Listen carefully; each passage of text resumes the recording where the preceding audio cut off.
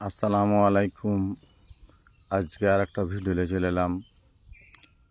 40 দিন আগে যে ডিমটা ছেড়েছিলাম সেই ডিমটি মেরে শেষ করেছি। আবারও নতুন হালে আরও অন্য মাছ ডিম দিব। তার জন্য কিছু পোকা আছে, তাই কিছু বিষ দিলাম, চুন মারলাম, পোকা মারা বিষ দিলাম।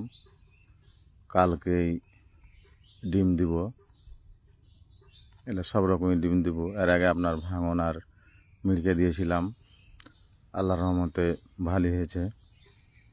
আল্লাহ যা করে ভালোর জন্যই করে। আবারও নতুন হালে ডিম দিব। আল্লাহর কাছে আশা করছি আবারও যেন ভালোভাবে যেন হয়, কোনো বিপদ টিপদ যেন না হয়, সুস্থভাবে যেন হয়।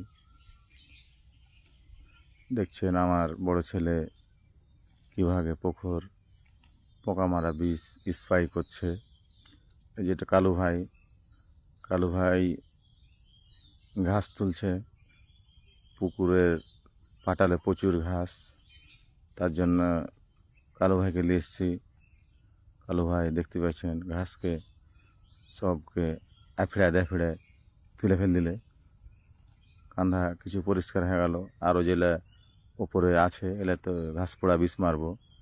আর আমার ছেলে ভালোই পারে সব কিছু কাজ।